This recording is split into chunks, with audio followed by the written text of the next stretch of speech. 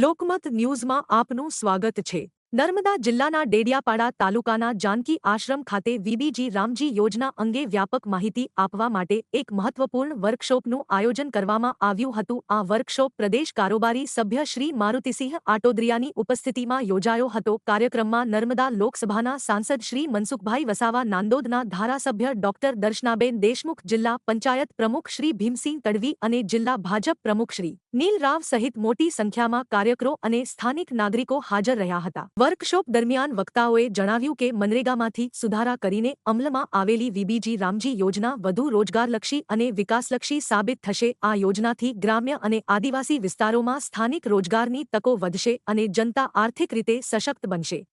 આપણી વચ્ચે ઉપસ્થિત પ્રદેશના ભરૂચ જિલ્લા ભારતીય જનતા પાર્ટીના પૂર્વ પ્રમુખ સાચી વાત કરી છે કે એક વ્યક્તિ બોલે એના કરતા આપણે બધા જ ભેગા થઈને બોલીશું ને તો એના સૂચનો પણ આપવા જોઈએ। ફક્ત વિરોધ જ કર્યા કર્યો, કોઈ પણ જાતના સુધારા આપવા। જી રામજી ભારત જી રામજી યોजना જે આદરણીય પ્રધાનમંત્રી 2047 વિકસિત ભારતનું લક્ષ્ય લઈને ચાલી રહ્યા છે તેને અનુલક્ષીને આ યોજનાને લોકો વચ્ચે મૂકવામાં આવી છે। ભૂતકાળમાં આ યોજનામાં 100 દિવસમાં કામ મળતું હતું, જેને બદલીને પ્રધાનમંત્રી નરેન્દ્રભાઈ મોદી સાહેબે 125 દિવસ કામ મળે।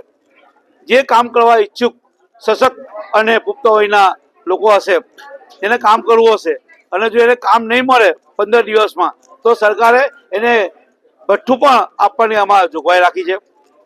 વળતર જો લેટ મળે કોઈ કારણોસર તો એનું પણ એમાં વધારો કરીને પૈસા આપવાનું આમાં યોજના કરવામાં આવી છે।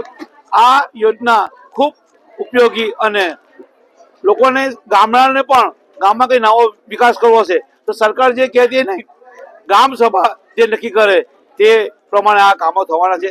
ત્યારે આ યોજનાથી નાનામાં નાના વ્યક્તિઓને લાભ થવાનો છે।